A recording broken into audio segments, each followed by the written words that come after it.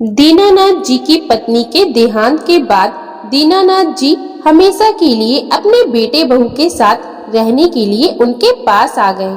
लेकिन दीनानाथ जी के मन में ये बात हमेशा से खटकती थी कि मेरे वहां जाने से कहीं बहू को कोई परेशानी न हो जाए। लेकिन फिर भी बेटे के जिद करने पर और अकेलेपन के कारण वो बेटे के पास रहने के लिए चले गए। वहां पहुंचकर देखा कि बहू आरती का थाल सजाए अपने ससुर दीनानाथ जी का इंतजार कर रही है। ये देखकर दीनानाथ जी बहुत भावुक होते हुए अपनी कांपती हाथों से अपनी बहू राधिका के सिर पर बहुत ही स्नेह से हाथ फेरकर उसे आशीर्वाद दिया। फिर वो लोग घर के अंदर प्रवेश किए।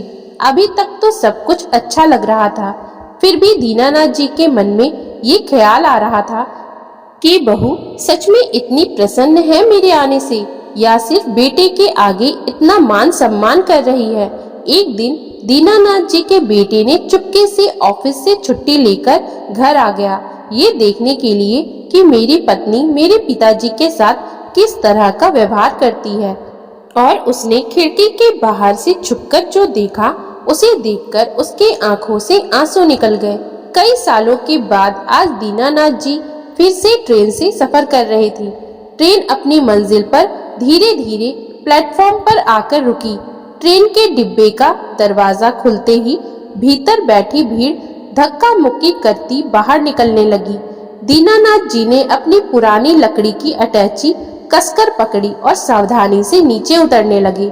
नीचे उतरते ही उन्होंने स्टेशन की हलचल, ठेलों पर रखी चाय की केतली से उठती भाप, पकौड़ों की खुशबू, कुलियों की ऊंची आवाजें, सब कुछ उन्हें पुराने दिनों की याद दिला रहा था। जैसे ही उन्होंने प्लेटफॉर्म पर अपना पांव रखा, उन्हें 3 साल पहले का वही दृश्य याद आ गया, जब वे बेटे के नए घर के गृह प्रवेश में पहली बार शहर आए थे। तब उनकी पत्नी कौशल्या जी भी उनके साथ ही थी। दीनानाथ जी की आंखें भीग गई और गला भर आया। इतने में भीड़ के बीच से उनका बेटा सुधीर हाथ हिलाते हुए निकला। पिताजी, आवाज सुनते ही दीनानाथ जी चौंके और मुस्कुरा दिए। सुधीर ने झटपट अटैची पकड़ ली और भीड़ से उन्हें संभालते हुए बाहर ले चला। प्लेटफॉर्म से बाहर निकलते ही सड़क की गहमा गहमी और बढ़ गई। रिक्शों की खटर पटर, हॉर्न और लोगों की आवाजाही के बीच सुधीर उन्हें सीधे पास की मिठाई की दुकान पर ले गया। पिताजी, पहले पेट पूजा हो जाए, सुधीर हंसते हुए बोला। तवे पर गर्मा गर्म छोले उबल रहे थे और बगल में लोहे की कढ़ाई में समोसे तले जा रहे थे। दुकानदार ने प्लेट में रखकर उनके सामने समोसे और मसालेदार छोले परोसे। पहला निवाला खाते ही दीनानाथ जी की आंखों में चमक आ गई। ये वही स्वाद था जो उन्हें कौशल्या जी के हाथों की रसोई की याद दिलाता था। लेकिन भीतर कहीं मन अब भी सहमा हुआ था। पति के गुजर जाने के बाद अब वे हमेशा के लिए बेटे के साथ रहने के लिए आ गए थे। मन बार बार पूछ रहा था कि बहू उनका कैसा स्वागत करेगी, क्या सचमुच अपनाएगी या बोझ समझेगी। हलवाई की दुकान से उठकर सुधीर ने अपने पिता को ऑटो में बिठाया। रास्ते भर दीनानाथ जी खिड़की से बाहर देखते रहे। नई नई ऊंची इमारतें, चमचमाती सड़कें, शोर शराबे वाली भीड़, सब बदल चुका था। बस उनकी यादों में बसा पुराना शहर वही था, बाकी सब कुछ बड़ा। घर के बाहर पहुंचकर सुधीर ने अटैची उठाई और मुस्कुराते हुए कहा, पिताजी, अब आप हमेशा यहीं रहेंगे, कोई चिंता मत कीजिए। दरवाजे पर उनकी बहू राधिका खड़ी थी, सिर पर हल्का पल्लू, हाथों में आरती की थाली, मानो बरसों से उनका इंतजार कर रही हो। अपने ससुर जी की आरती उतारकर उसने आदर से चरण छुए और बोली, पिताजी, घर में आपका स्वागत है। ये सुनते ही दीनानाथ जी की आंखें भर आई। कांपते हाथों से उन्होंने बहू के सिर पर आशीर्वाद रखा। कौशल्या जी की कही बातें उन्हें याद आ गई कि हमेशा बहू को बेटी की तरह अपनाना, तभी घर में स्नेह बना रहेगा। अंदर आकर राधिका ने उनके लिए पानी और चाय रखी। वह सहजता से पूछने लगी, सफर में थकान तो नहीं हुई पापा जी? कुछ मीठा लाऊं आपके लिए? दीनानाथ जी भीतर ही भीतर सोचने लगे कि अभी तो बेटे के सामने मीठी बातें कर रही है, पर क्या ये मधुरता अकेले में भी रहेगी? सुधीर ने मुस्कुराकर कहा, देखा पिताजी, राधिका आपको लेकर कितनी खुश है। अब आप अकेले नहीं रहेंगे। दीनानाथ जी फीकी सी मुस्कान के साथ पूरे घर को निहारने लगे। पिछली बार जब वे गृह प्रवेश में आए थे तो केवल 1 हफ्ते में ही लौटना पड़ गया था। अब वे स्थायी रूप से आए हैं तो बहू का व्यवहार ही उनके आने वाले दिनों का आधार बनेगा। कुछ देर बाद राधिका रसोई में चली गई। तब दीनानाथ जी ने धीरे से बेटे से पूछा, बेटा, बहू को मेरे यहाँ आने से कोई दिक्कत तो नहीं है? मेरा यहाँ आना उसे अच्छा तो लगा? सुधीर चौंका। क्यों बाबूजी, आपको उसके व्यवहार में कुछ अजीब लगा क्या? दीनानाथ जी धीरे से बोले, नहीं, लेकिन अभी तो तुम सामने हो, कहीं तुम्हारे पीठ पीछे। बात अधूरी छोड़ते ही सुधीर भी चुप हो गया। उसके मन में भी पहली बार ये सवाल कौंधा, सचमुच अब तक तो हम दोनों अकेले रहे हैं, कहीं राधिका को पिताजी का आना भारी न लगे। उसने आवाज कड़ा करते हुए कहा, बाबूजी, आप निश्चिंत रहिए। अगर मेरी पत्नी ने आपके साथ कभी भी गलत व्यवहार किया तो यह उसके लिए अच्छा नहीं होगा। दीनानाथ जी ये सुनकर सहम से गए। उनके मन में चिंता और गहरी हो गई कि इस उम्र में मैं तो अपनी जीवन संगिनी खो ही चुका हूँ। कहीं ऐसा ना हो कि मेरी वजह से बेटे बहू के रिश्ते में दरार आ जाए। वह सोचने लगी कि अगर बहू ने मेरे साथ कोई गलत व्यवहार किया भी तो मैं तो सुधीर को बिल्कुल भी कुछ नहीं बताऊंगा।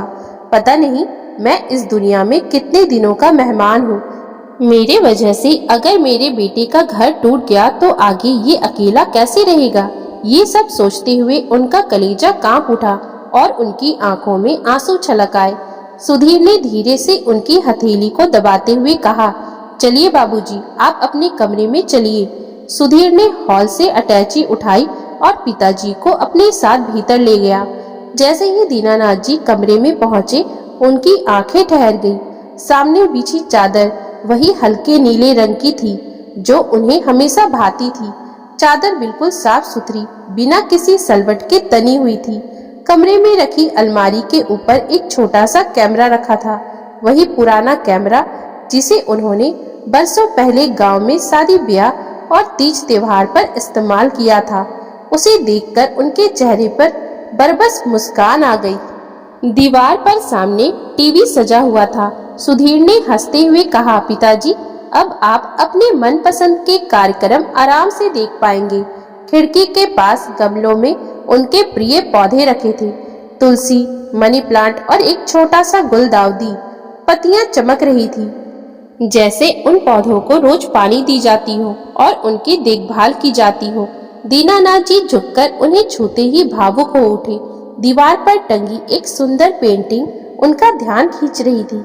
हरी भरी घाटी में बहती नदी और ऊंचे पहाड़, मानो बरसों पुरानी उनकी स्मृतियों को किसी ने रंगों से उतार दिया हो। दीनानाथ जी की आंखें भर आई। वे धीमे स्वर में बोले, सुधीर बेटा, इस कमरे को देखकर ऐसा लग रहा है मानो ये सब तो जैसे मेरे मन की बात पढ़कर सजाया गया हो। सुधीर ने पिता के कंधे पर हाथ रखकर कहा, पिताजी, अब ये घर आपका है।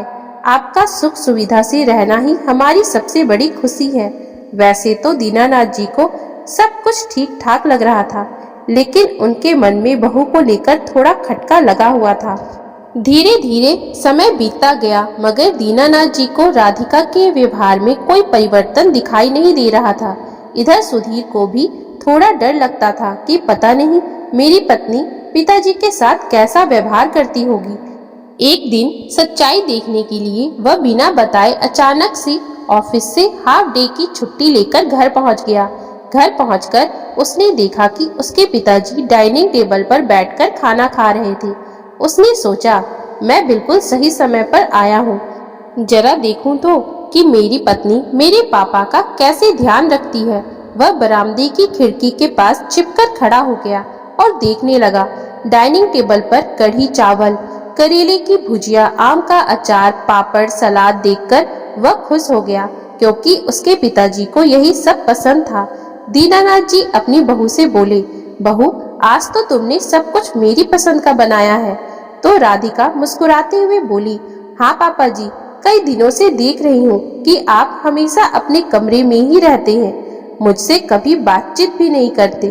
तो मैंने सोचा कि आज आपकी पसंद का खाना बनाकर आपको खुश कर दूं। ये सुनकर दीनानाथ जी भावुक हो गए। वे कहने लगे, बहू, तुम्हें मेरे यहाँ आने से कोई समस्या तो नहीं?